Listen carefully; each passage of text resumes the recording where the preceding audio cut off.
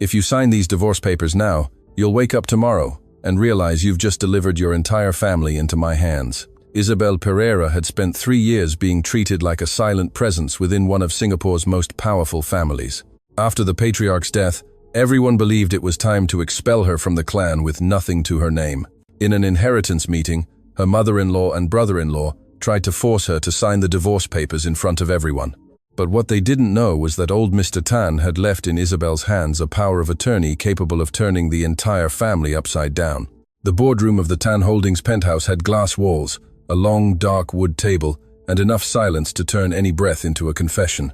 Isabel Pereira was seated at the end of the table opposite the door, her hands in her lap, wearing a simple beige dress, far too plain for this family that mistook elegance for cruelty. On the table before her was a black folder, embossed with the Tan family crest, and on top of the folder, a silver pen placed like a command. Eleanor Tan, her mother-in-law, pushed the document forward with 2 fingers and said with a thin smile, "Sign it, Isabel. Today you stop being a problem for this family." Marcus, the older brother-in-law, laughed without hiding his disgust. "Not a problem, Mum. She was a clerical error on David's part. A distant aunt whispered that a girl with no background always ends up costing you." Isabel slowly raised her eyes but didn't touch the pen. Eleanor tilted her head and added, "You have no children, no shares, no blood ties to the name. The only thing you still have is the chance to leave with some dignity." It was then that Isabel answered, low, firm, without raising her voice, "If you sign these divorce papers now, you'll wake up tomorrow and realize you've just delivered your entire family into my hands." For a moment, no one reacted, not because they respected Isabel, but because the sentence seemed too absurd to have come from her mouth. The same Isabel who served coffee to David's grandfather on nights he couldn't sleep, who accompanied Eleanor to charity galas without complaining about the backhanded compliments, who accepted being introduced as the discreet wife, while other women were called heirs, directors, and board members. Eleanor let out a dry laugh and tapped her red nail on the folder.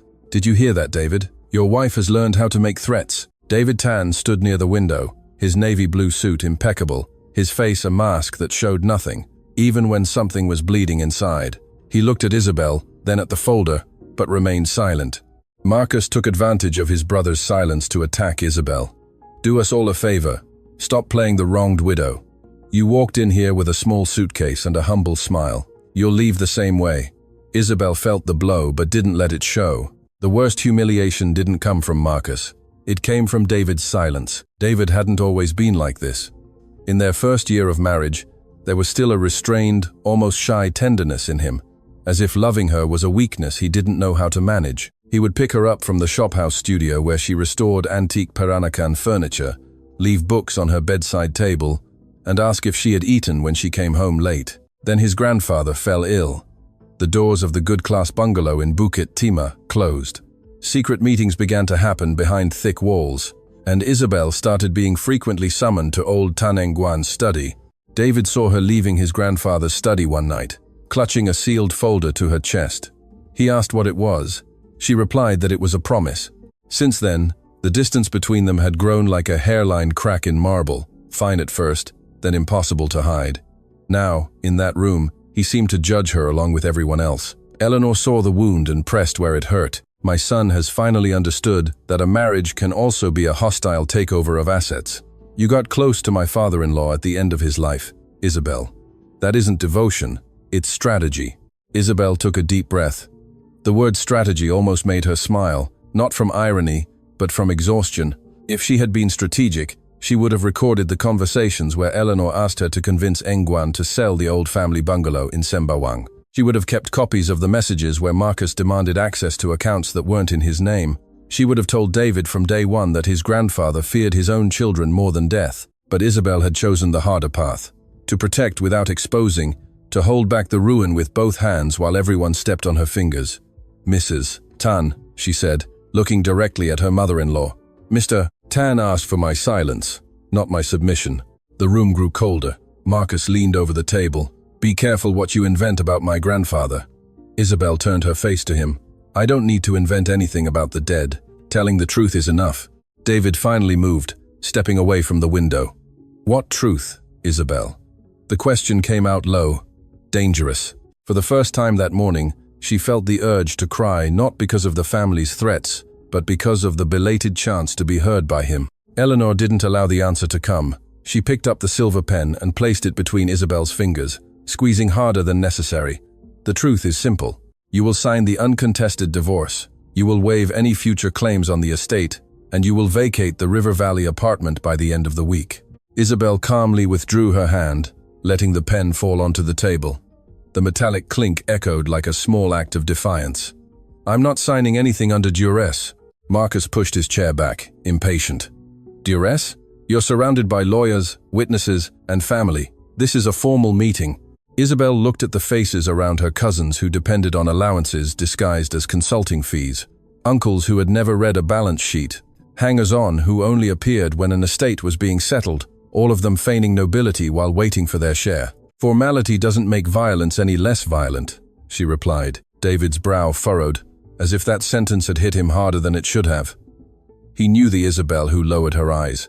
He didn't know this one, who measured every word like someone placing pieces on an ancient chessboard. At the head of the table, next to Eleanor, was a portrait of Tan Ingguan in a discreet frame. Isabel had avoided looking at it since she entered.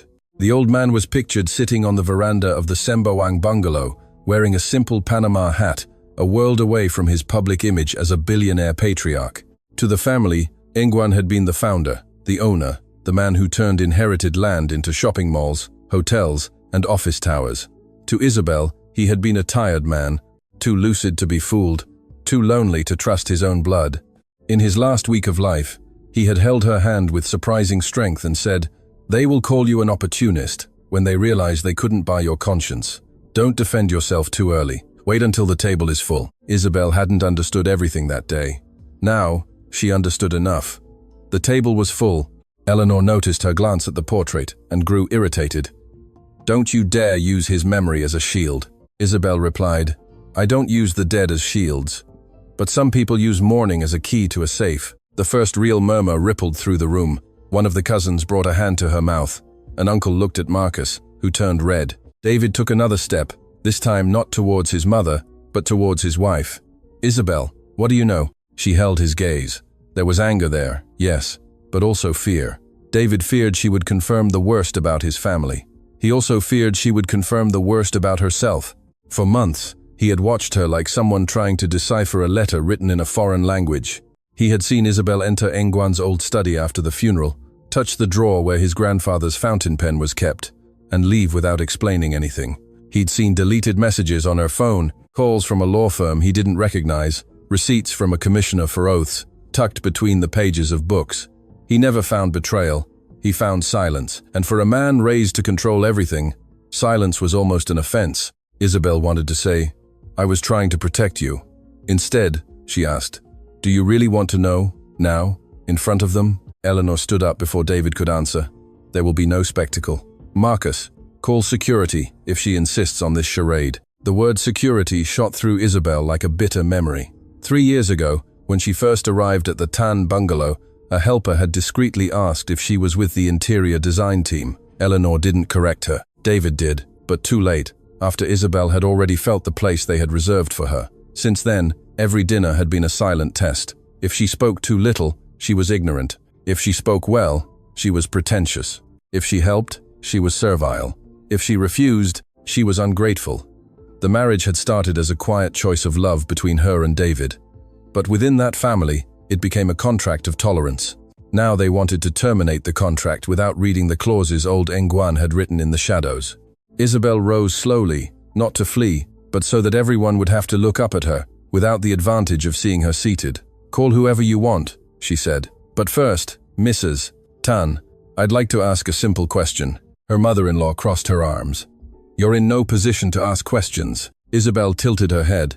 "Then perhaps you're afraid of the answer." Marcus slammed his hand on the table. "Enough.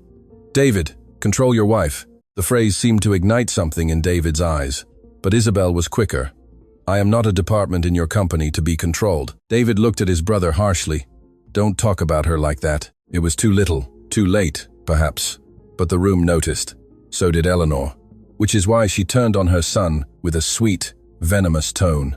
"Don't let yourself be manipulated by a woman who spent months sneaking into your grandfather's study." Isabel felt her blood run cold, not because of the attack, but because Eleanor knew it would hurt David and used it with precision. David asked without taking his eyes off his wife, "Did you go in there at night?" "I did," Isabel replied. A collective gasp went through the room. "What did you take?" he insisted. "I took what he told me to keep safe." Marcus laughed loudly. "A perfect confession." Isabel faced him. "Don't get too excited. Some confessions don't condemn the speaker. They condemn the ones who forced the dead to take precautions." For a second, Eleanor lost her rehearsed elegance. Her fingers tightened on the edge of the black folder. Isabel saw the gesture and knew she was close to a nerve. Then she said, clearly enough for everyone to hear, "Before I decide anything about this divorce, I want Annex 3 to be read." The color drained from Eleanor's face. It was a minuscule moment, but David saw it. So did Marcus, because he turned to his mother in surprise. One of the family's lawyers, who until then had been pretending to review papers on his tablet, looked up too quickly. The aunt, who had called Isabel a girl with no background, sat motionless. Isabel didn't smile. This wasn't victory. It was the beginning of the war she had tried to avoid. Eleanor recomposed her expression and said, "There is no Annex 3. Isabel replied with a calm that had cost her years of swallowing tears. "There is, and you know exactly why it was separated from the first reading." David turned to his mother. "What annex is this?" Eleanor tried to answer, but her voice failed before the first word. At that moment, 3 firm knocks sounded on the door. No one had authorized interruptions in this meeting. The security guard appeared first, embarrassed, but behind him entered a man in a gray suit, with well-trimmed white hair and an aged leather briefcase in his hand. Isabel recognized Mr. J.B. Rajan, Tan Ingwan's personal lawyer, the only man who visited the patriarch, without asking the family's permission. He greeted the room with a brief nod, ignoring Eleanor's furious glare. "My apologies for the interruption," he said, though his voice carried no apology at all. "But I was informed that Mrs. Isabel Pereira is being pressured to sign documents of marital dissolution and waiver of assets before the complete reading of the provisions left by Mr. Tan." Marcus stood up. "You weren't invited, Mr. Rajan." Rajan placed the leather briefcase on the table, right next to the silver pen. "I did not come as a guest. I came as the executor of a legal and moral obligation to my client." David looked at the briefcase. Isabel looked at the portrait of Ingwan. Eleanor looked nowhere at all. Rajan opened the briefcase with slow, almost ceremonial movements. From inside, he removed a yellowed, sealed envelope, marked with a slanted signature everyone in the room knew.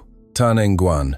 Isabel felt her chest tighten when she saw, attached to the envelope by a dark ribbon, the old gold nib of the fountain pen the patriarch had used for decades. This was more intimate than any deed. It was his voice, crossing the room after his death. Eleanor took a half step forward. "This document is to be read only after the formal probate." Rajan interrupted her without raising his voice.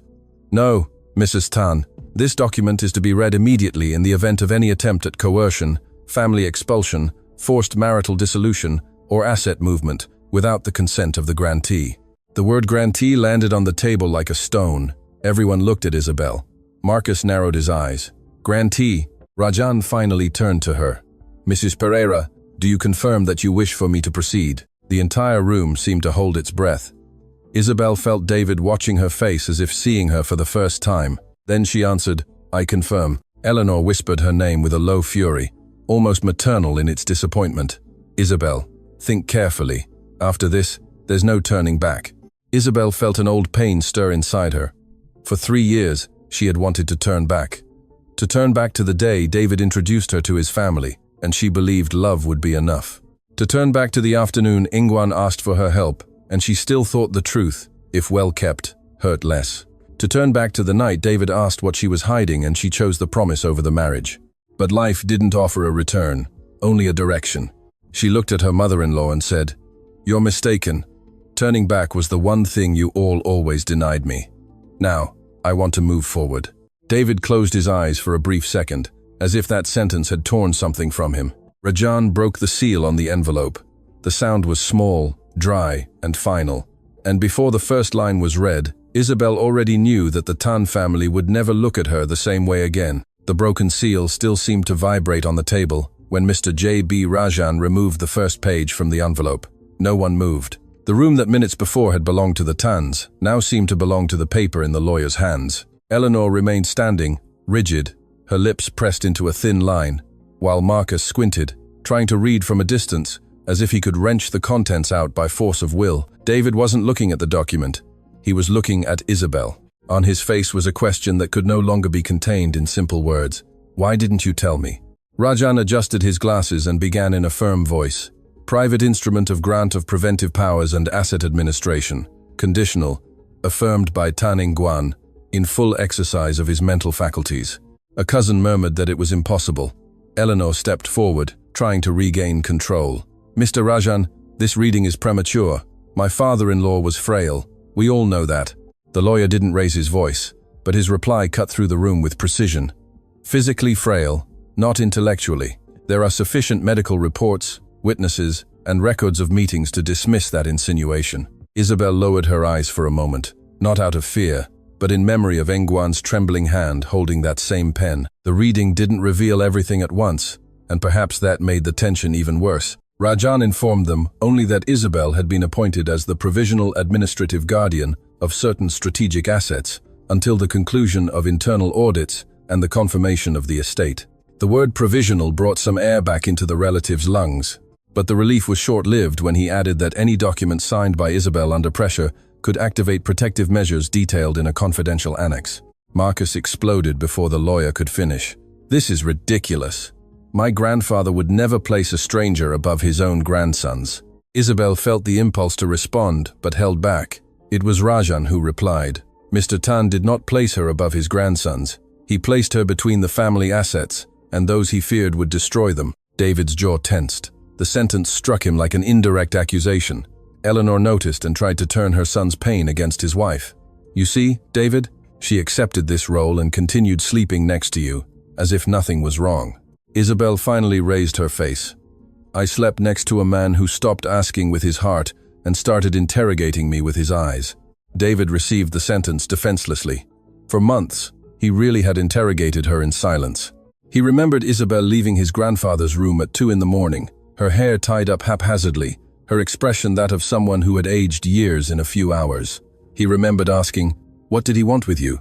and hearing only, "For me to take care of something."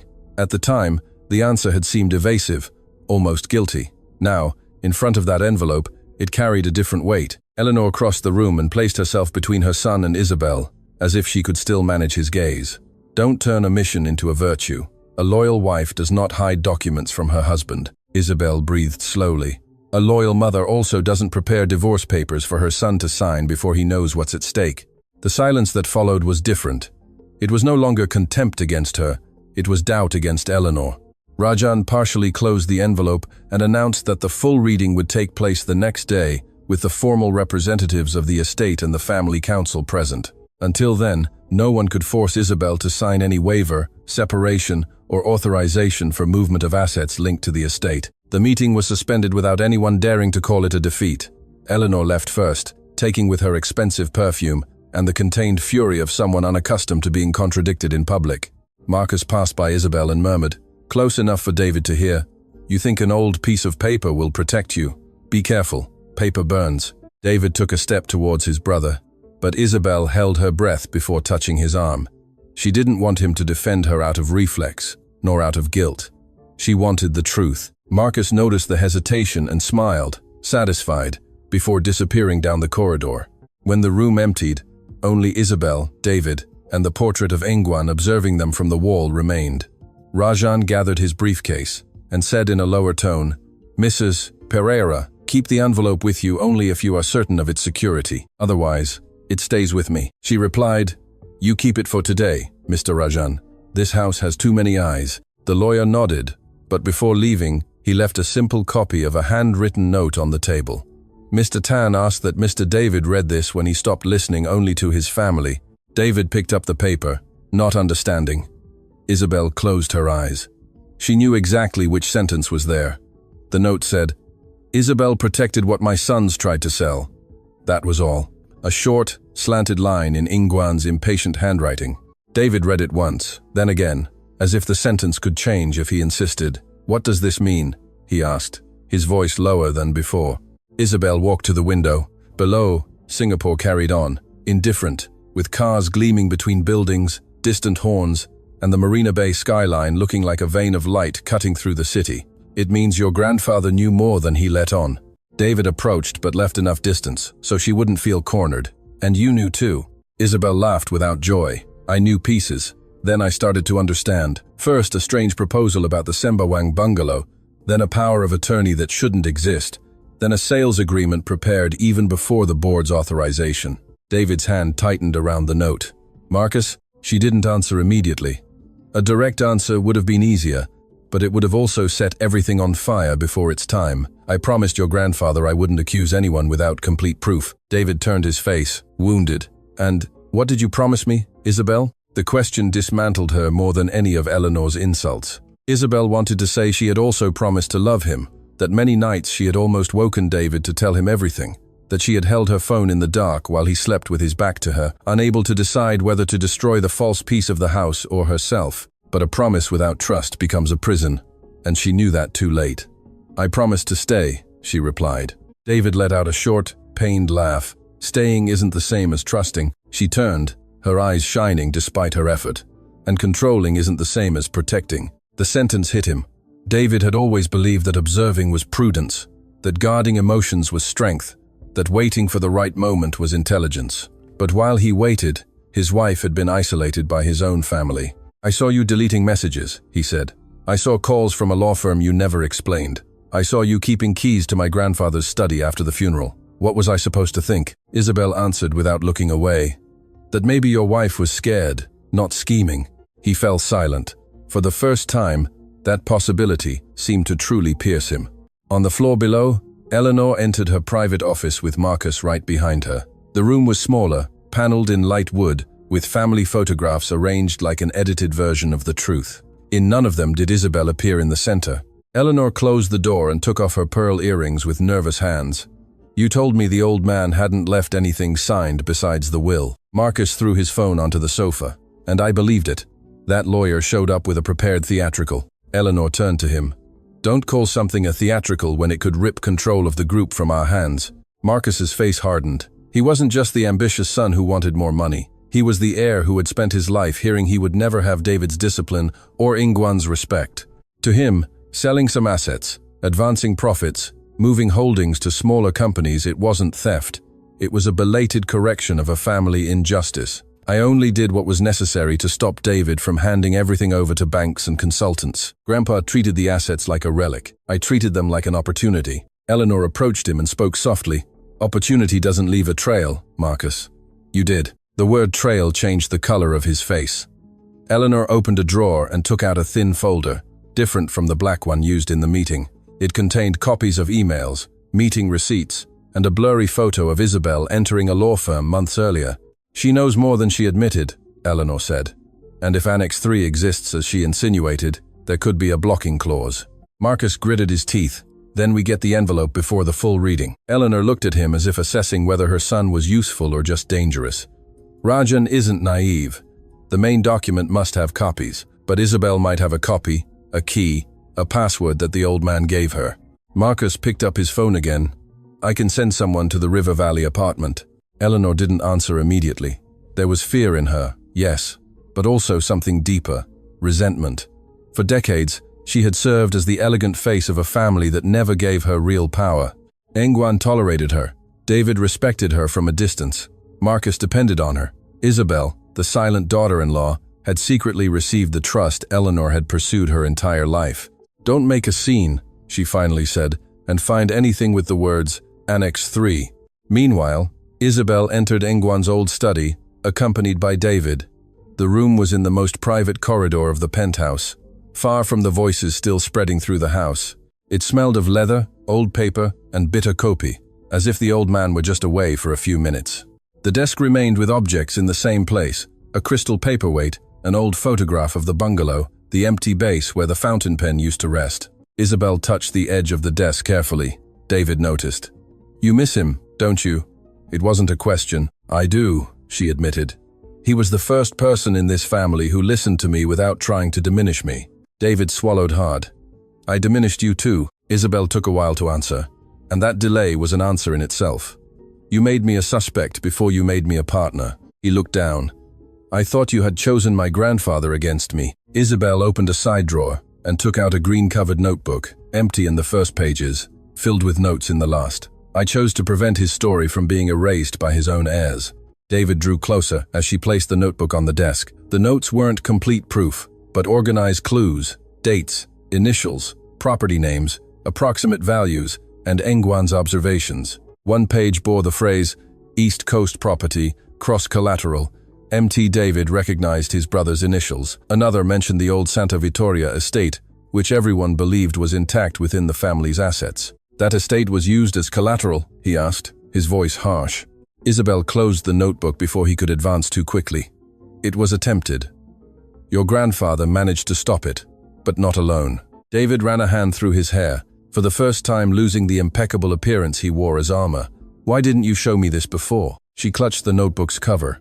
Because he asked me to wait for the audit. Because you were fighting with him. Because Eleanor said any accusation would destroy you.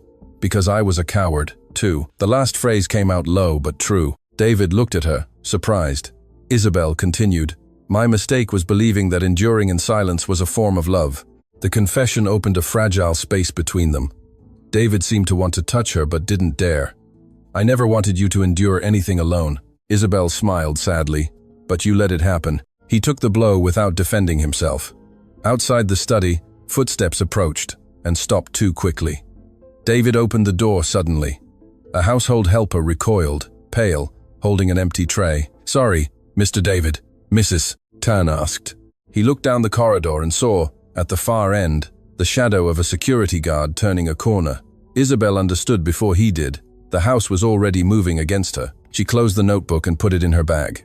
I can't stay here. David's expression hardened. You're going to the apartment. She nodded.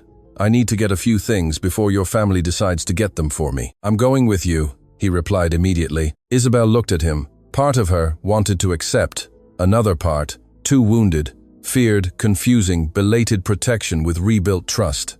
Not out of obligation, she said. David picked up the car keys from a table. No, by choice. They went down in the private lift in silence. The proximity inside the cabin felt greater than the space allowed. Isabel saw David's reflection in the polished steel, his face tense, his eyes fixed on her, as if finally noticing marks he had previously ignored. When they reached the car park, the Singapore night was already darkening the glass of the ramps. A black sedan was waiting for them, but David dismissed the driver. I'll drive. Isabel got into the passenger seat without arguing. During the drive to River Valley, the city lights passed over her face like broken scenes. David gripped the steering wheel tightly. When my grandfather died, I thought I had lost the only man who taught me to be firm, he said after many blocks. Maybe that's why I confused firmness with coldness. Isabel looked out the window. And I confused loyalty with silence. The mutual admission didn't heal anything, but it changed the temperature in the car. For the first time in months, they weren't against each other. They were looking at the same wound from different sides. Upon arriving at the apartment, Isabel noticed the electronic lock had registered an access attempt 20 minutes earlier. Her entire body went on alert. David saw the message on the panel, and his expression closed. Who has the passcode? She replied. Me, you, and the building management. But there's a spare key at your mother's house from the renovation. David muttered a harsh word and entered first, turning on the lights. Nothing seemed out of place at first glance. The elegant living room, the dried flowers in a ceramic vase, the restoration books on the side table, a folded blanket on the sofa where Isabel had spent nights alone, hoping her marriage would feel like home again. But she knew her own spaces. The bottom drawer of the sideboard was open by 2 centimeters. The small painting in the hallway was crooked. The cabinet where she kept personal documents was closed, but the handle was smudged. David noticed the change in her face. What's missing? Isabel went to the bedroom without answering, opened a wooden box inside the wardrobe, and let out a breath of relief upon seeing the secret compartment was still intact. From it, she took out a thumb drive, 2 certified copies of a document, and a photograph of Engwan signing something with his fountain pen. David stood at the bedroom door. The photograph seemed to wound and save him at the same time. In it, Engwan was thin but lucid, sitting across from Rajan and a woman with her hair tied back, seen from behind. Isabel, is that the signing of the annex? He asked. She put the photo away again. It's one of the confirmations that he knew what he was doing. David approached slowly. Isabel, let me help. She closed the box but didn't get up. Tomorrow, when Rajan reads everything, your mother will say I manipulated a sick man. Marcus will say I forged papers. Some relatives will prefer to believe them, because it's more comfortable to hate the daughter-in-law than to admit their own blood has gone bad. David knelt before her, not as a theatrical gesture, but to be at her eye level. And what will you say? Isabel clutched the thumb drive in her hand. Everything. For the first time. He nodded. Then I will listen. She wanted to trust him. She wanted to very much. But trust wasn't reborn just because a handsome man decided to speak softly. Isabel stood and walked past him. Listen tomorrow. Tonight. I need to make sure the truth arrives intact. That night, while Isabel sent digital copies to Rajan and to a secure server Engwan had specified, David stayed in the living room without touching anything. He saw for the first time the signs of her loneliness scattered around the apartment. A single cup in the sink, a blanket on the sofa, a stack of reports on family assets she had never mentioned, sticky notes with property names, dates, and questions. It wasn't the hideout of a gold digger. It was the watchtower of someone who had spent months trying to prevent a fire alone. His phone vibrated with a message from Eleanor. Come home before she finishes destroying you. David read it, turned off the screen, and didn't reply. From the bedroom, Isabel asked without looking up, Your mother? He was silent for a moment, then said, Yes. She waited for the automatic defense, the explanation, the old habit of putting Eleanor between them. But David just added, Tomorrow, she'll have to talk to me, too. Isabel stopped typing. Something small, almost dangerous, moved inside her. Hope. She didn't know if she was still entitled to it. Before dawn, Isabel received a call from Rajan. The lawyer's voice was serious, controlled, but there was an urgency behind each word. Mrs. Pereira, there was movement in one of the smaller holding companies during the night. They tried to expedite a transfer linked to the East Coast property. Isabel closed her eyes.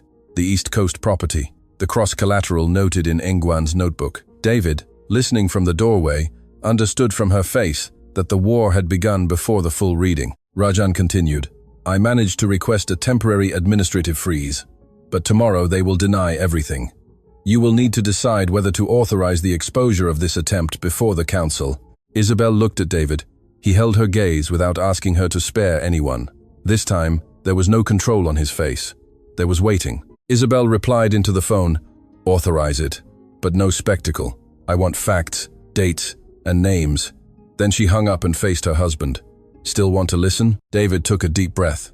I do, even if it hurts. Isabel put her phone in her pocket and said, Then tomorrow, you will meet the family your grandfather tried to save from itself. The next morning, the boardroom seemed prepared for a trial, not an estate reading. The chairs had been rearranged into two rigid rows, the family members' names printed on white cards, the lawyers positioned like sentinels in an elegant war. Isabel entered wearing a dark blue pantsuit, with no jewelry other than the thin wedding band she still wore, and felt dozens of eyes measuring her every step. David walked beside her but didn't try to touch her hand. He had understood, perhaps too late, that standing beside her didn't mean taking the lead. Eleanor was already seated at the head of the table, impeccable with her hair up and the expression of an administrative widow, even though Engwan was her father-in-law, not her husband. Marcus was speaking softly with two family counselors, wearing the smile of someone who had already spread poison before serving the coffee. When Isabel sat down, he leaned over and said, Slept well, knowing that today everyone will find out how you took advantage of a sick old man. Isabel placed her bag on the floor and replied calmly, Sleeping well is a luxury for those who don't have hidden accounts in subsidiary companies. His smile faltered. David noticed. So did Eleanor. Mr. J.B. Rajan arrived punctually, accompanied by a younger female lawyer from his team and an independent auditor named Alex Chu, a discreet man with thin glasses and a grey folder devoid of any ostentation. The auditor's presence caused immediate unease. An uncle asked if it was necessary. Rajan replied that it was, because the night had brought an unauthorized attempt at asset movement. Eleanor set down her teacup with exaggerated delicacy. Vague accusations should not contaminate a family meeting. Isabel watched her mother-in-law as Alex connected his laptop to the room's screen. There was no triumph in her, only tension. That woman knew how to disguise almost everything except the fear of losing control of the narrative. David leaned towards Isabel and asked quietly, The East Coast property? She confirmed with a minimal nod. He closed his eyes for a second. With each new piece, the image of his family was becoming unrecognizable. Marcus raised his voice before the presentation could begin. Before any technical spectacle, I want to register my objection. Isabel has no moral standing to be at this table. She omitted documents, concealed contact with lawyers, and got close to our grandfather during a vulnerable period. Several relatives nodded, happy to be given a prepared line to repeat. Eleanor seized the opening with the skill of someone who always knew how to turn cruelty into concern. "No one here wishes to humiliate Isabel," she said, though everyone knew that was exactly what she had tried to do the day before. But there are uncomfortable facts. A daughter-in-law with no corporate experience was given access to the patriarch in his final months. She isolated conversations, kept papers, and now appears with powers none of us knew about. The question is inevitable. Who was protecting whom? The blow was elegant and dangerous because it contained pieces of truth. Isabel really had been with Nguyen. She really had kept papers. She really hadn't told them everything. David looked at her, not with accusation, but with the pain of recognizing that her silence would now be used as a weapon. Isabel could have answered immediately but chose to wait. Rajan opened his leather briefcase, but Marcus held up his phone before him. Perhaps everyone should hear from Isabel herself. The screen was connected to the sound system, and a female voice filled the room, low, tired, and undeniably similar to hers. "If I have control over the assets, no one will be able to get me out of here, not even David." Isabel's blood seemed to stop. David turned slowly towards her. The recording continued for a few more seconds, mixed with static, a breath, and Nguyen's voice in the background, almost inaudible. Then, Isabel again. "They'll think it was for loyalty. But the important thing is that the documents stay with me." Eleanor brought a hand to her chest with rehearsed sadness. "I didn't want to expose this, but we had no choice." A heavy murmur went through the room. Isabel felt the world narrow. That conversation had happened, but not like that. It was a night at the hospital, after Nguyen had almost had a crisis. He had asked if she could bear being hated if she agreed to keep the documents. She had answered something completely different.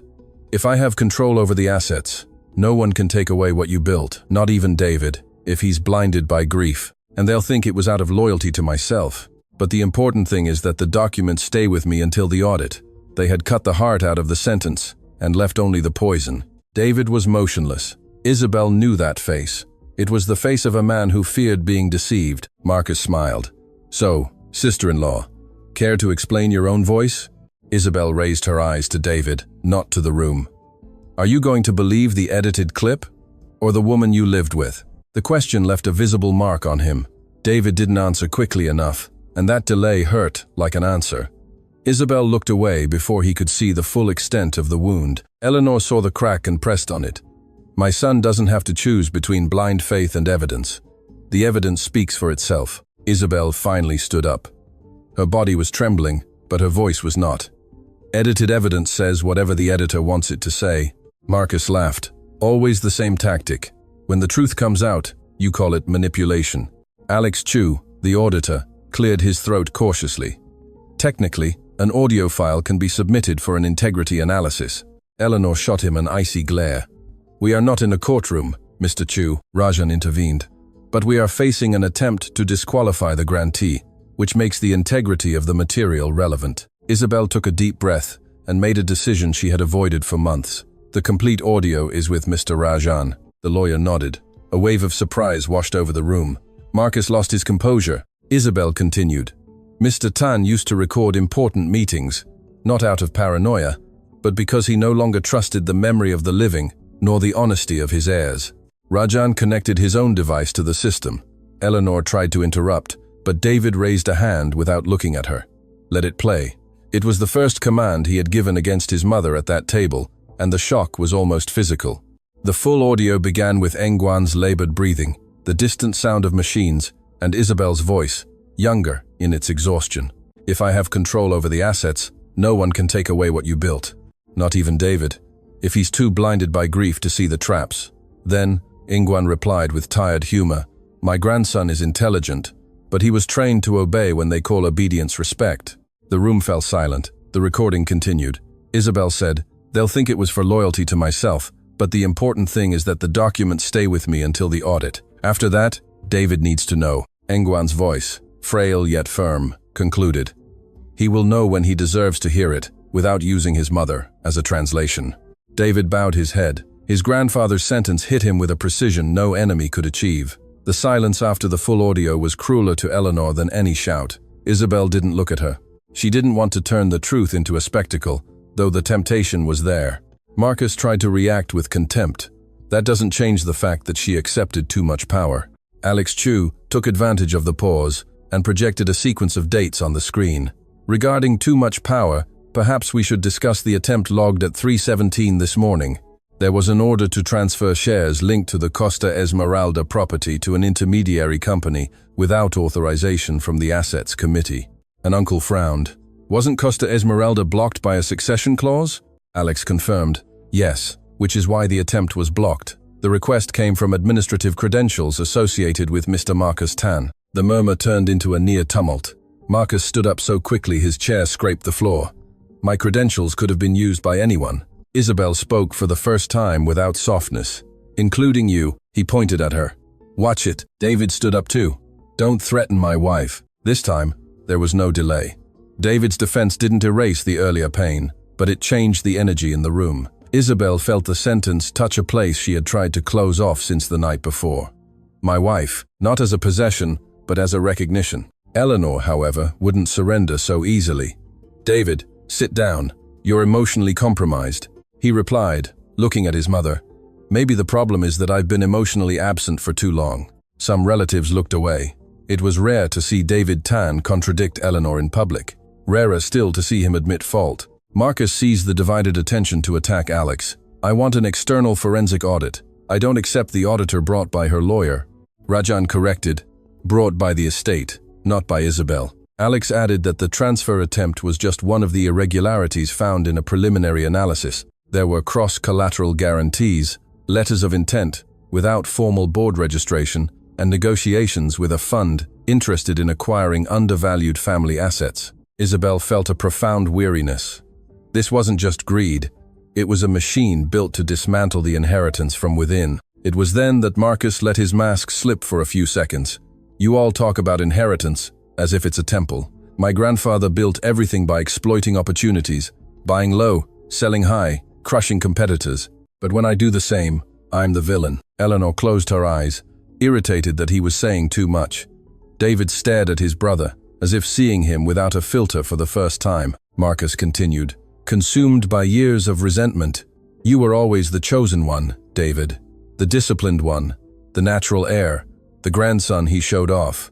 I got scraps and lectures. When I tried to multiply the assets, he treated me like a thief. Isabel responded with unexpected sadness. He wasn't afraid of you making money, Marcus.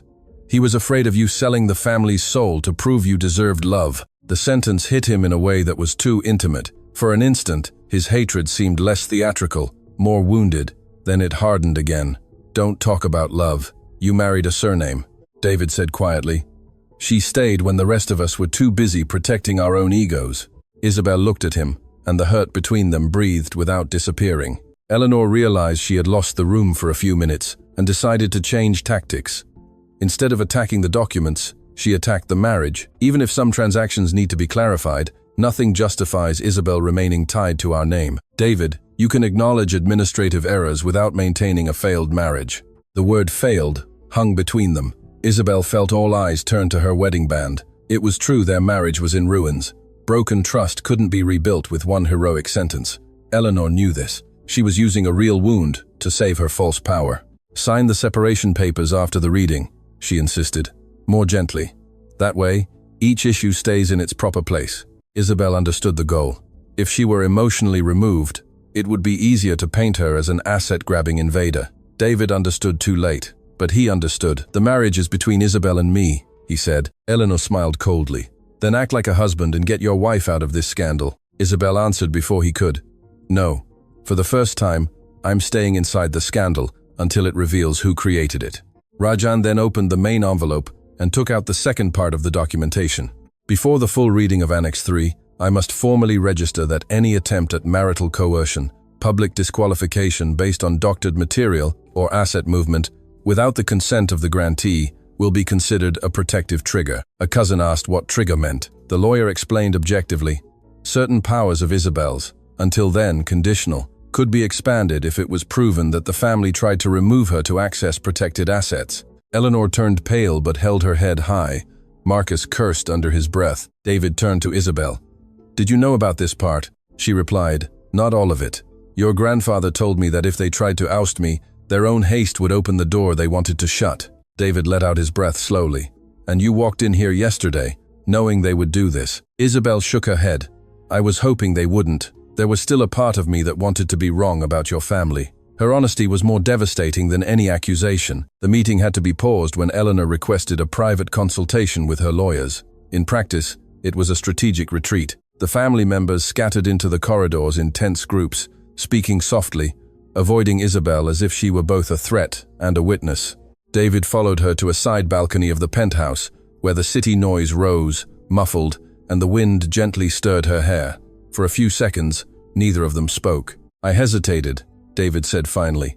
When Marcus played the audio, Isabel looked at the street below. "I noticed." David gripped the railing. "It wasn't because I wanted to believe him. It was because a part of me was still afraid of finding out you had deceived me." She turned her tired face to him. "And I'm still afraid of finding out that you only believe me when the proof is impossible to deny." The sentence hurt because it was fair. David took a step closer but stopped. "I don't know how to fix this in a day." "Neither do I," Isabel replied. For the first time, their sincerity didn't feel like a weapon. It felt like grief. Inside the room, while the lawyers conferred, Alex called Rajan aside and handed him a printed sheet. Isabel saw them through the glass door and felt her body go on alert. Rajan approached her minutes later, his expression grave. "There's something else. The attempt this morning wasn't the first. We found an old request for an undervalued assessment of the Santa Vittoria estate, made by a consultancy linked to an external fund." David heard the estate's name, and his expression changed. Santa Vittoria was the last place where Ingwan had still seemed like a grandfather, not a tycoon. "Who signed it?" he asked. Rajan hesitated, and that hesitation was enough for Isabel to know the answer would hurt. The request originated from Marcus's office, but it had initial consent from Mrs. Eleanor Tan. David stood motionless. For a few seconds, he seemed to become a boy again, discovering that the house he grew up in had cracks in its foundation. Isabel wanted to touch him but didn't know if she had the right. Eleanor hadn't just sold an asset. She had sold the memory David was still trying to protect. When the meeting resumed, the atmosphere was no longer one of judgment against Isabel, but of disguised panic among the Tans. Eleanor returned with her face composed, though her eyes betrayed calculation. Marcus seemed more aggressive, like someone cornered too close to a window. Rajan announced that the full reading of Annex 3 would now take place. Before that, however, Eleanor asked to speak. "I want it on record that any decision made today under emotional influence can be challenged. My father-in-law had affection for Isabel, perhaps even an emotional dependency. That doesn't make his choices inviolable." Isabel closed her eyes for a second. Emotional dependency. Her mother-in-law was turning care into manipulation, tenderness into a crime, loyalty into abuse. David rose slowly. "My mother is right about one thing. My grandfather had affection for Isabel." Eleanor relaxed for half a second, thinking he would help her. David continued, "And perhaps that affection was born because she was the only one in this family who didn't walk into his room asking for something." The room plunged into a fierce silence. Rajan began the reading but didn't get to the main point. Halfway through the second page, the door burst open.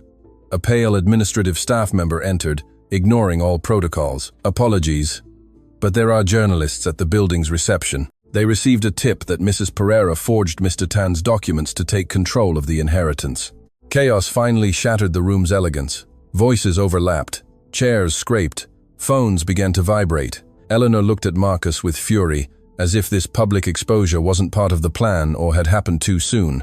Marcus looked away. David turned to Isabel, and this time there was no hesitation on his face. It was a trap. Isabel felt the old instinct to retreat, to protect the family from scandal, to hide the dirt so the Tan name would survive intact. But that Isabel had been buried at the inheritance table. She picked up her bag, took out the thumb drive, and placed it in front of Rajan. "Then let's stop letting them choose which pieces of the truth the world gets to hear," Eleanor whispered. "You wouldn't." Isabel faced her with a newfound calm. "You still mistake my silence for fear." The word fear hung in the room like a blade. Eleanor stared at Isabel with a hatred so contained it looked like civility, while the family's phones vibrated incessantly on the table. Outside, building security was trying to hold back reporters, curious aides, and cameras that had arrived far too quickly for a spontaneous tip-off. David picked up the thumb drive Isabel had left before Rajan, not trying to decide for her, but simply handing it to the lawyer with both hands, as if finally understanding that the truth didn't belong to him alone. Rajan looked at Isabel. "Do you authorize the use of the complete contents, if necessary, to dispute the public allegation?" Isabel felt the weight of that choice pierce her chest. Exposing the documents meant protecting herself, but also tearing apart the Tan family's image in front of all of Singapore. For 3 years, she had prevented exactly that. David, sensing her hesitation, said quietly, "Don't save our name at the cost of your life again." She looked at him, surprised by the simple, belated sentence. Then, she nodded to Rajan, "Authorize only enough to dismantle the lie. The rest will be handled by the audit and the council. I don't want revenge. I want control." The decision irritated Marcus more than a full exposé would have. He needed Isabel to seem vengeful, hungry, theatrical. He needed her to open all the files in the heat of anger, so he could later accuse her of destroying the family for ambition. But she had chosen precision. Alex Chu opened a timeline of the suspicious transactions on the screen, without revealing sensitive data beyond what was necessary. He showed that the Costa Esmeralda transfer attempt had occurred in the early hours after the meeting where Isabel was pressured to sign the divorce. He showed that before that, there were requests for undervalued assessments of the Santa Vitoria estate, consultations with private funds, and requests for access to accounts blocked by succession clauses. Next, Rajan played only one clip from Engguan's full audio recording, the one where the patriarch stated that Isabel should safeguard the documents until the audit. The room watched in silence. Isabel observed their faces and saw an uncomfortable shift. Relatives who had judged her were starting to calculate the risk of having judged too soon. Eleanor, however, remained motionless. Her fear wasn't of looking unjust, it was of losing power. Rajan then opened the third page of the envelope, the one everyone had avoided naming. "I will now proceed with the reading of Annex 3. The phrase made Eleanor close her eyes for a second. David noticed and felt a dry ache. His mother had always known. The document described in formal language that Tan Engguan, in the face of evidence of asset stripping by family members, granted Isabel Pereira conditional powers of veto, administrative blockage, and the authority to call for an independent audit over properties, corporate shares, and funds for the maintenance of the estate. Up to that point, the family was still breathing, though barely, but Rajan continued. The automatic expansion of these powers will occur should the grantee be coerced into waiving her rights, be removed through a forced marital dissolution, be defamed with doctored material, or be prevented from participating in succession meetings. The room seemed to lose oxygen. Marcus shoved his chair back. Eleanor opened her eyes slowly. Isabel didn't move. Rajan concluded, "Considering the events recorded yesterday and today, including the attempted compulsory signing of divorce and waiver documents, the protective condition has been formally activated." An uncle asked, his voice barely a whisper. "What does that mean?" Rajan placed the sheet on the table. "It means that from this moment on, Isabel controls the blocking vote over the core assets of the Tan estate." The sentence exploded without a sound. No one screamed immediately because everyone first needed to understand the magnitude of the fall. Controlling the blocking vote wasn't owning everything, but it was preventing almost everything. Hasty sales, obscure transfers, improper access to funds, replacement of administrators, hidden deals. It was the key Engguan hadn't given his children, but to the daughter-in-law they had humiliated. Marcus was the first to lose his composure. "This is a coup. A manipulated old man and some little studio girl can't freeze the entire family." David stepped forward, but Isabel raised a hand discreetly, stopping him. She wanted to speak for herself. "You still think you insult me by calling my work little, Marcus? While I was restoring antique furniture, I learned something you perhaps never understood. When the wood is rotten on the inside, expensive varnish only delays the collapse." Some family members looked down. Alex took advantage of the silence and added that with the annex activated, any new transaction would depend on the joint validation of the audit, Rajan's firm, and the grantee. Eleanor gripped a pen between her fingers.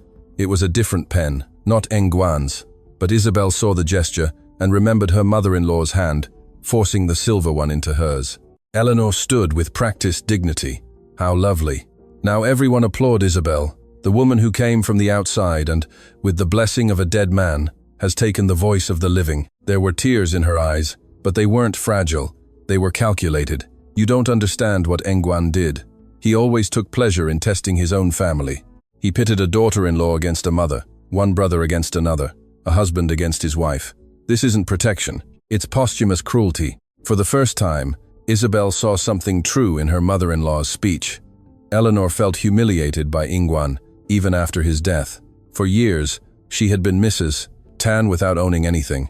Her resentment didn't justify her lies, but it explained the venom. David, his voice restrained, asked, "Did you know the annex existed?" Eleanor turned her face to her son, and the mask cracked. "I knew your grandfather was up to something. He never trusted me, and you tried to prove him right," David replied. The sentence hit her harder than any document. Eleanor opened her mouth but couldn't find an elegant version of the truth. Marcus tried to regain ground through attack.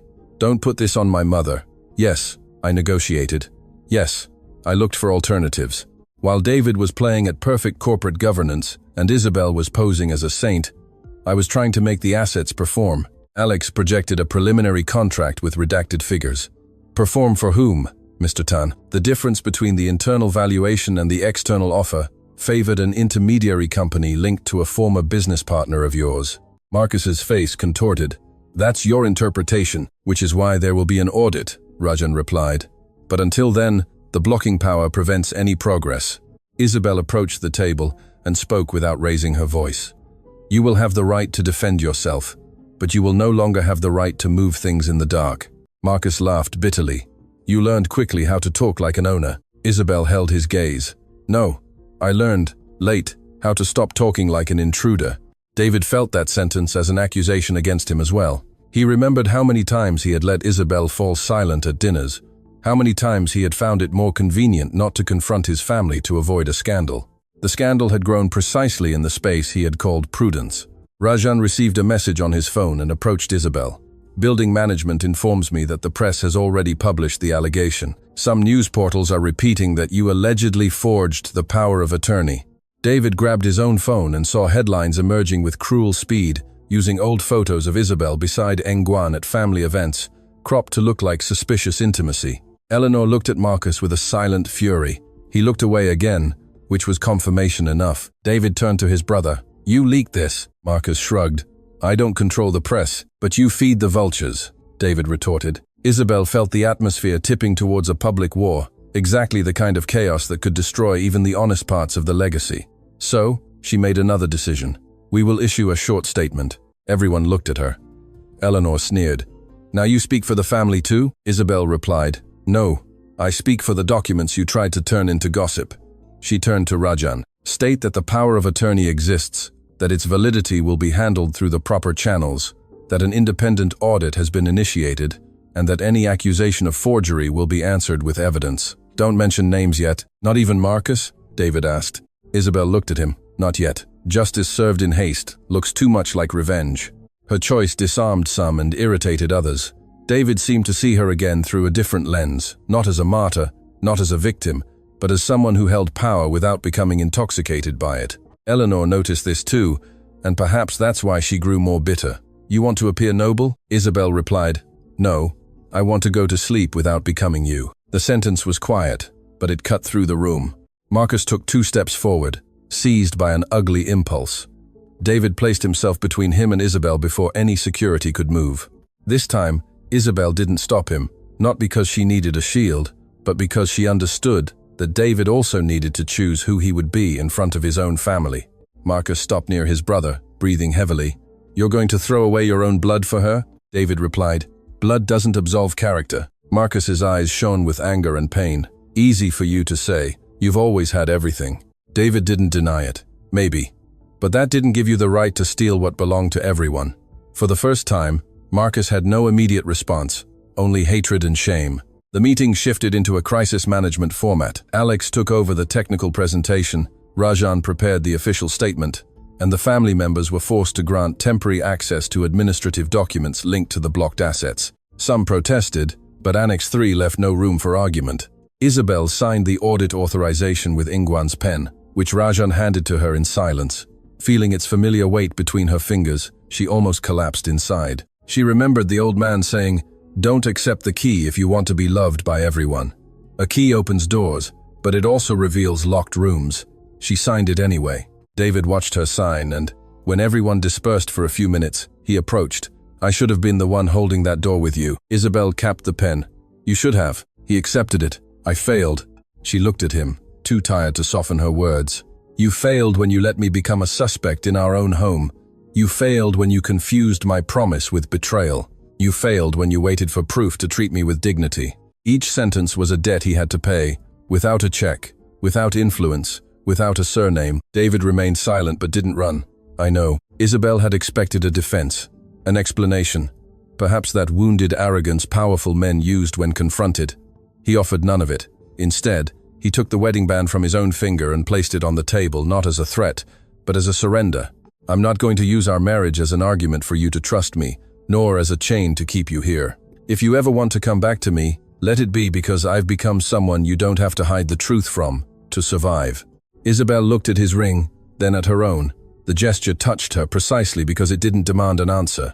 Do you think love is enough? She asked. David replied, I thought so, for a long time. Now I think love without courage is just decoration. She almost smiled, but sadness came first. I don't know what I feel for you today, he nodded. Then don't give me anything today. Just allow me to repair what I can, without demanding forgiveness as a prize. Isabel didn't answer, but didn't move away either. By late afternoon, the official statement had been sent. In less than an hour, the same news portals that had accused Isabel began to backtrack, citing the existence of formal documentation, an independent audit, and possible audio tampering. The word forgery disappeared from some headlines, replaced by succession dispute, a less venomous and more cowardly term. Eleanor watched everything from a side window, isolated, as two lawyers spoke to her about the risks of internal liability. Marcus had left the room escorted not by police, but by counselors who prevented him from accessing the group's computers and files. It was a fall without handcuffs, for now, and perhaps more humiliating for it. Isabel could have felt pleasure. She didn't. She only felt the weight of the cleanup beginning. When David approached, she said, Your grandfather didn't want to destroy the family. He looked at his mother, then at the door through which Marcus had left. No, he wanted to stop the family from destroying everything in the name of remaining intact. Isabel nodded. There was a huge difference between the two things, and they had both finally seen it. Before the meeting was adjourned, Eleanor asked to speak with Isabel alone.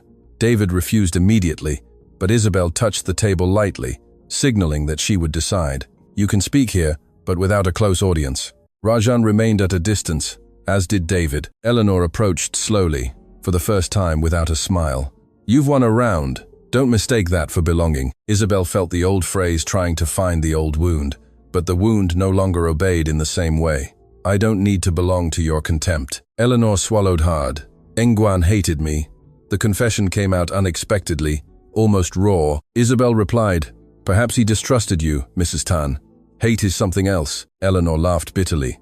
You're still trying to be fair with me? Isabel looked at her with honest fatigue. I'm trying to be fair with myself. If I turn you into a monster, I'll forget that monsters are made of human choices, and human choices can be held accountable. For the first time, Eleanor seemed to not have a prepared line. She just said, David will regret standing by your side. Isabel replied, He isn't standing by my side against you. He's standing before the truth. You're the one who needs to decide where you will stand. The final reading of the annex ended at dusk. Isabel formally received the blocking control, the authorization for the audit, and the responsibility of preserving the strategic assets until further deliberation. It wasn't a coronation. It was a burden with a signature. When everyone had left, she stood alone for a few minutes in the empty room, in front of Engwan's portrait.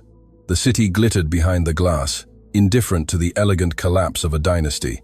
David entered without a sound and stood near the door. Rajan said, You'll be chairing the first restructuring meeting tomorrow. Isabel didn't turn. The family will hate it. Part of them already hated you when you had no power, he replied. She looked at him then. There was exhaustion in both of them. And you, David, the hidden question hung in the air. Will you hate me when I can no longer pretend to be small? He walked to the table and placed Engwan's pen before her. I think I spent too much time loving a version of you my family could tolerate. Now I want to get to know the woman my grandfather respected. Isabel touched the pen, and for the first time that day, her eyes filled with tears, not of defeat, but of a dangerous relief. On their way out of the building, journalists were still waiting, but Rajan's team had already arranged a discreet path through the car park.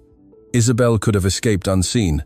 Still, she paused before the lift. David noticed her hesitation. Do you want to speak to them? She took a deep breath. Not today. Today, I don't owe my pain to the public. He nodded without argument. In the lift, they stood side by side, separated by a few centimeters and months of wounds. Isabel clutched the folder with the annex copies to her chest, but she no longer looked like a woman fleeing with secrets. She looked like someone carrying proof of her survival. When the doors opened in the car park, Rajan was waiting. "Mrs. Pereira, we start early tomorrow." "I know," she replied. The lawyer smiled with restrained respect. "Mr. Tan used to say you just needed to stop asking for permission." Isabel looked at David, then at the Singapore night beyond the ramp. "Then, tomorrow, I won't ask." David didn't smile. He just opened the car door for her, and before she got in, he said, "And I won't be in your way." Isabel got in silently, but this time, the silence wasn't fear, it was decision. The next morning, Isabel arrived at the headquarters of Tan Holdings before anyone else. There were no photographers in the lobby, just employees feigning normality with the nervous efficiency of those who knew something big had cracked on the executive floor. She entered the private lift, holding the leather briefcase Rajan had given her, wearing a light-colored suit, with no intention of looking more powerful than she was, nor smaller than they had tried to make her believe. When the doors opened on the top floor, the glass corridor reflected her entire image. For a second, Isabel almost looked for the old version of herself, the one who lowered her head to avoid provoking Eleanor, who chose the farthest chair so as not to be a bother, who smiled when they called her simple. She didn't find her. She found a tired, wounded woman, but one who was still standing. David was already in the room by the window, reading reports. When he saw her, he didn't approach hastily, just said, "Good morning, Isabel." "No, my love. No explanations. No attempt to erase the distance with sweetness." She replied, "Good morning." And for the first time in a long time, that small greeting felt honest. The first meeting chaired by Isabel began at 9. At the table were Rajan, Alex Chu, 2 representatives from the family council, David, Eleanor, and 3 relatives with significant shareholdings. Marcus did not attend as a counselor. His presence had been suspended until the end of the preliminary audit. Still, his empty chair seemed to scream. Isabel sat at the head of the table because the document required it, not because she wished to dramatize her victory. Eleanor, on the opposite side, watched her every move with a closed-off face. Rajan formally opened the session but passed the floor to Isabel. She took a deep breath and said, "The objective of this meeting is not to humiliate anyone. It's to prevent new transactions without validation, preserve jobs, protect strategic assets, and separate administrative error from proven bad faith." An uncle tried to interrupt, claiming it sounded like courtroom language. Isabel faced him without harshness but without backing down. "It sounds like the language of responsibility. Perhaps it feels foreign at this table because for too long, responsibility has been treated as a personal offense." David looked down for a moment, also hit by the remark. Eleanor smiled sideways. "You speak as if you were born for this," Isabel replied. "I wasn't. I learned while you all thought I was only good for staying quiet." Alex presented the plan for a temporary asset freeze, a halt on sales, a review of letters of intent, an audit of the subsidiary companies, and a verification of the cross-collateral guarantees associated with the Costa Esmeralda property and the Santa Vittoria estate. Isabel asked precise, not arrogant, questions. She wanted to know about timelines, risks to employees, impact on suppliers, and the legal limits of public exposure. Some relatives exchanged embarrassed glances upon realizing she understood more than they imagined, not because she was a financial market expert, but because she had spent months listening to Ingguan, reading reports, noting patterns, and asking questions when no one else was. Eleanor noticed the shift in mood and tried to reclaim territory. "This concern for employees is very touching, but the Tan name has always supported these people, long before you appeared." Isabel placed her hands on the table. "The Tan name has supported many people. It has also been supported by many people who never sat at this table. My duty is to the assets and the people who depend on them, not to the pride of those who confused a surname with a license." The sentence wasn't shouted, but it had consequences. For the first time, no one laughed at her. In the middle of the meeting, Marcus appeared unannounced. He walked in with his jacket open, his eyes red from a sleepless night, followed by a personal lawyer who looked less confident than he did. "You can't exclude me from a company that's also mine," he said, pointing at Isabel, "and much less hand over moral control to her." David stood up, but Isabel remained seated. "No one has taken your share, Marcus. We've taken your access to decisions while the transactions are audited." He laughed with contempt. You talk as if you're a judge. I'm not. Which is why you will have a defense, a timeline, and documents. Her calmness irritated him more than any accusation. Eleanor looked at her son with a mixture of fear and censure. She knew every thoughtless word was burying him deeper. Marcus, however, no longer wanted strategy. He wanted to wound. My grandfather preferred you because it was easier to trust a woman with no past in this family. But you do have a past, Isabel. You're afraid of going back to being a nobody. The blow found an old memory, the girl who had lost her parents early, the young woman who had learned not to ask for much, the wife who had accepted crumbs of respect so as not to seem ungrateful. Isabel felt the pain but didn't bow. I was afraid, yes, but yesterday I discovered that being a nobody to you all was better than being the somebody you wanted me to be. Marcus advanced to the table, throwing a folder in front of her. Inside were copies of photos of her entering the law firm, authentication receipts, records of hospital visits. Here's your saint, acting in secret. Rajan picked up one of the sheets, examined it quickly, and sighed. Sir, you are presenting as an accusation the very acts that confirm the legal procedure of the grant. Alex added that the dates coincided with meetings registered by the medical team and the law office. Marcus's lawyer tried to intervene, but Isabel raised her hand, asking for silence.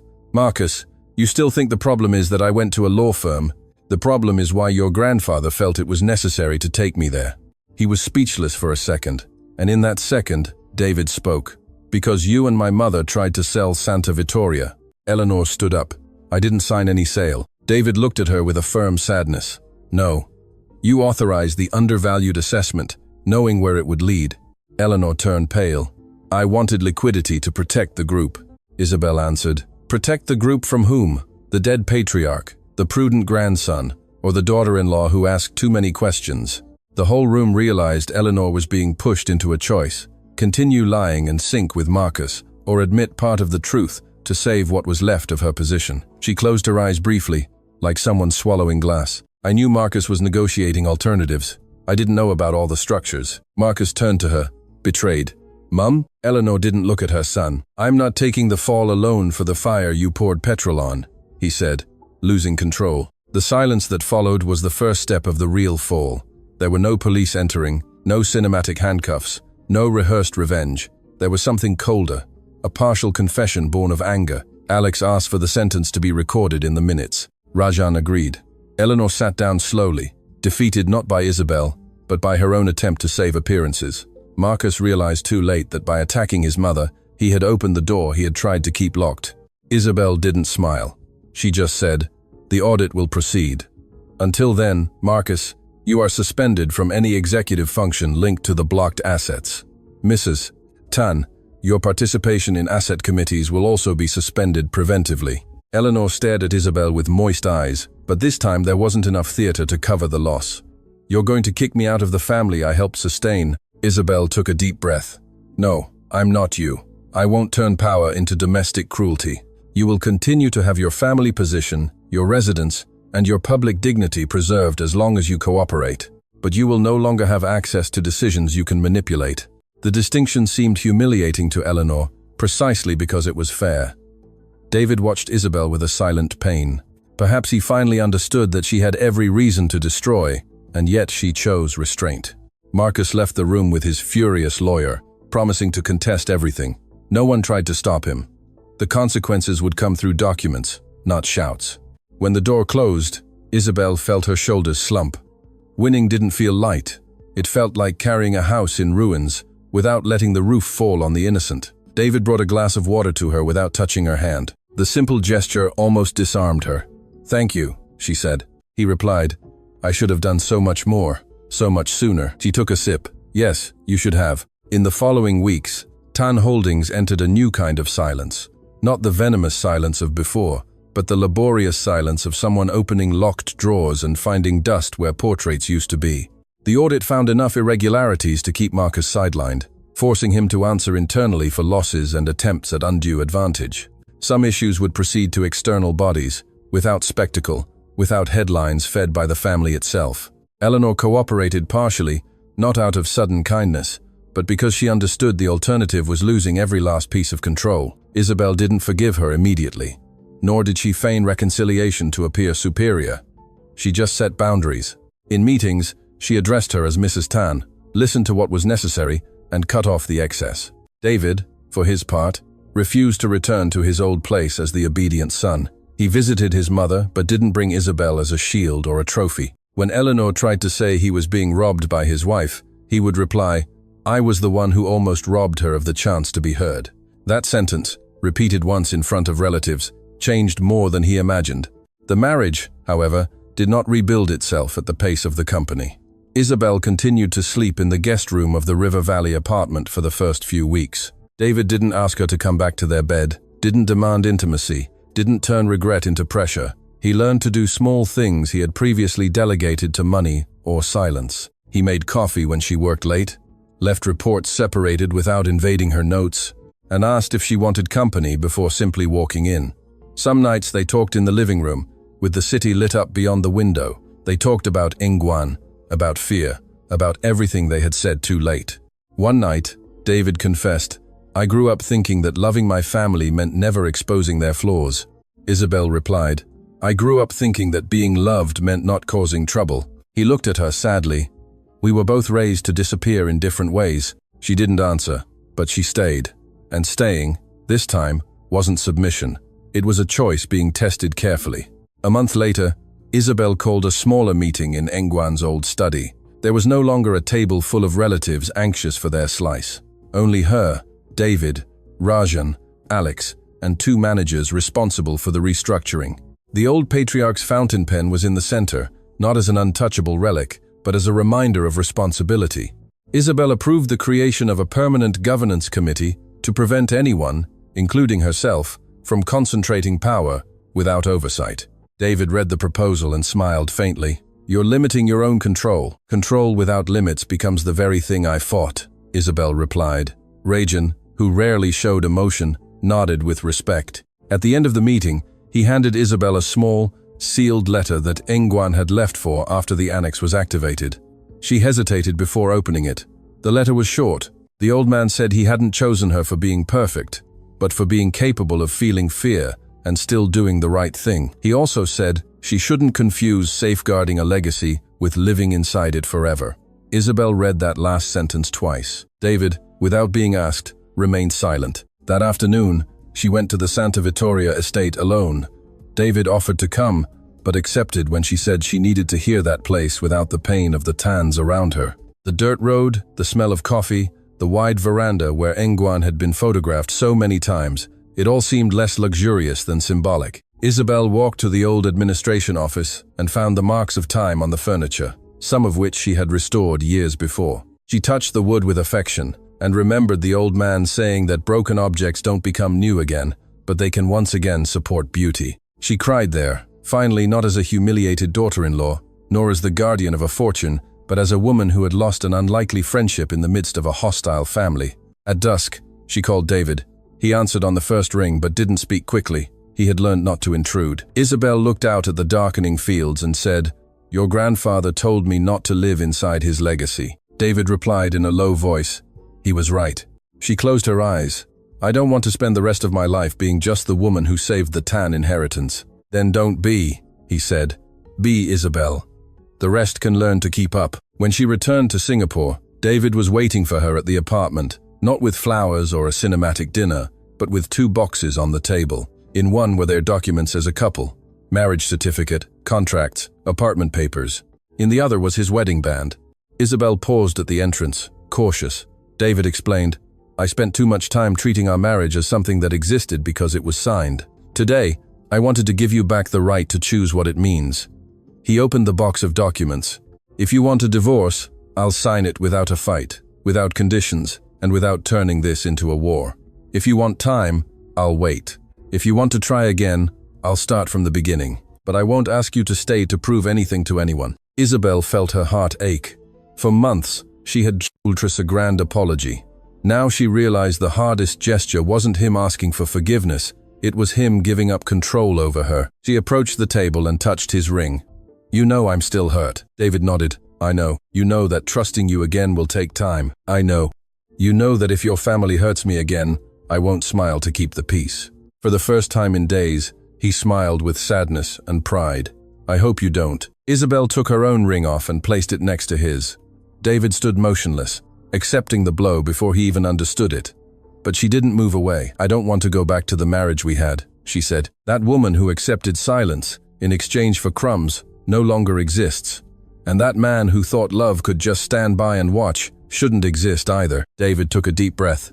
"He doesn't." Isabel looked at the 2 rings on the table. "So, if there's a new beginning, it won't be today as husband and wife, pretending we survived unscathed. It will be as 2 people who choose to know each other without the protection of lies." He nodded slowly. "I accept." She took both rings and put them in the box, closing the lid carefully. "When I'm ready, maybe we'll choose new rings. Or maybe we'll choose the same ones with a new meaning." David took just 1 step closer. "I can wait." Isabel held his gaze. "Don't just wait." He understood. Repairing wasn't about waiting for absolution. It was about acting. Months later, the Tan family no longer gathered around the same table with their old arrogance. Marcus had lost his executive positions and was negotiating an internal liability agreement that included partial restitution and a prolonged suspension. Helena maintained discreet public appearances, but without her former invisible throne. Her relationship with David became more honest, precisely because it was less obedient. With Isabel, there was only civility, and for now, that was enough. Tan Holdings stabilized without having to sell Santa Vitoria or Costa Esmeralda, and the employees who had feared layoffs saw the new governance bring more security than scandal. Isabel created a preservation fund linked to the estate and to heritage restoration projects, uniting her old craft with the legacy they had almost destroyed. At one of the quiet inaugurations, a journalist asked if she considered herself the new Tan matriarch. Isabel replied, "No. I consider myself responsible for what I agreed to care for. Matriarch is too heavy a word when it's used to silence other people." The sentence circulated less than the scandals but reached those who needed to hear it. On the night of the Restoration Center's inauguration at Santa Vitoria, David found Isabel on the veranda, looking at the fields under a clear moon. The party continued in the background, without ostentation, with old employees, managers, a few relatives, and Rajan chatting near the door. David brought 2 cups of coffee, handed one to her, and stood in silence. Isabel smiled faintly. "You're learning." "I'm trying," he replied slowly. She took a sip and looked at the veranda where Nguyen had taken the portrait photograph. "Sometimes I still feel angry." "I would too," David admitted. "Sometimes I miss what I thought our marriage was." He looked at her. "I'm ashamed of what I let it become." Isabel breathed in the cool air of the estate. "Shame can be useful, if it doesn't turn into self-pity." David accepted the correction with a slight smile. Noted, she laughed quietly, and the small sound seemed to open a window between them. It wasn't complete forgiveness, not a fairy tale ending. It was something harder, presence without disguise. David then took a small wooden box from his pocket, not velvet, not luxurious. Isabel looked at him cautiously. "David." He held up a hand, interrupting any fear. "It's not a proposal. Not today." He opened the box and showed her Nguyen's restored fountain pen. The gold nib shone again but retained small marks of time. "I had it restored at the studio you recommended. I thought it should be here, not in a war room." Isabel touched the pen gently. "Thank you," he continued. "And I thought that maybe, when you want to, we could sign something new with it. Not a contract of control, maybe a letter, maybe a promise we write together." Isabel felt her eyes well up, but this time she didn't hide it. "A promise without silence. Without silence used as a hiding place," he replied. She closed the box and held it to her chest. "Then maybe one day," David smiled, "maybe one day is more than I deserve today." She looked at him, serious and soft. "Don't turn deserving into a performance. Just keep being someone I can trust when there are no documents on the table." Later, when the guests had left and the estate house was quiet, Isabel entered the old administration room alone. She placed Nguyen's pen on the restored desk, next to a new, still blank minute book. For a moment, she felt the weight of everything that had happened.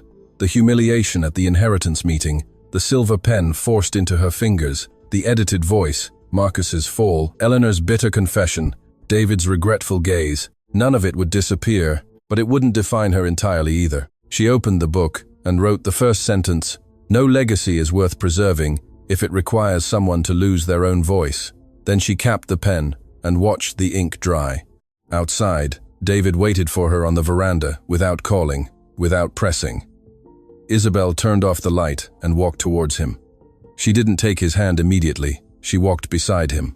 And in that small, chosen, and respected distance, there was more of a future than in all the grand promises ever made to her. This story was created as an entertaining drama, but it also carries an educational message about respect, family power, and personal dignity. Behind the inheritance dispute, the real theme is not just money, but the way some families use their surname, assets, and tradition to silence people considered weak or outsiders. Isabel represents all the people who have been underestimated for seeming too calm, simple, or patient, but who inwardly carry the strength, intelligence, and courage to protect what is just. The story also shows that silence is not always peace. Often, silence is born of fear, an attempt to protect someone, or the hope that things will get better on their own. Isabel believed that enduring humiliation in silence was a form of loyalty, but she learned that no healthy relationship can exist without truth, respect, and one's own voice. The audience may be entertained by the dramatic turn of the power of attorney, but the main lesson is deeper. No one should accept being diminished to maintain an appearance of harmony. Another important point is the critique of power without responsibility. The Tan family had money, a name, and influence, but part of it confused inheritance with absolute right. Marcus and Eleanor are not just villains moved by greed. They represent people who use resentment, pride, and the fear of losing status to justify wrong actions. Their downfall doesn't happen through exaggerated revenge, but as a natural consequence of their own choices. This makes the story more educational, as it shows that every hidden act leaves a trail and that the truth, when well constructed, doesn't need to shout to win. The relationship between Isabel and David also offers a reflection on mature love. David is not presented as a perfect savior. He fails, takes too long to believe his wife, and allows his family's silence to hurt Isabel. Therefore, their reconciliation doesn't happen magically. The story teaches that asking for forgiveness is not enough. It's necessary to change actions, respect boundaries, and patiently rebuild trust. True love is not one that controls, but one that learns to listen. As entertainment, the narrative delivers family drama, emotional tension, an inheritance dispute, a power shift, and a satisfying conclusion. As an educational message, it speaks about self-esteem, boundaries, justice, responsibility, and the courage to break cycles of humiliation. In the end, Isabel wins not just because she receives a power of attorney, she wins because she stops asking for permission to exist. That is the essence of the story. A woman can be kind without being weak, silent without being empty, and when she decides to reclaim her own voice, no one can erase her again.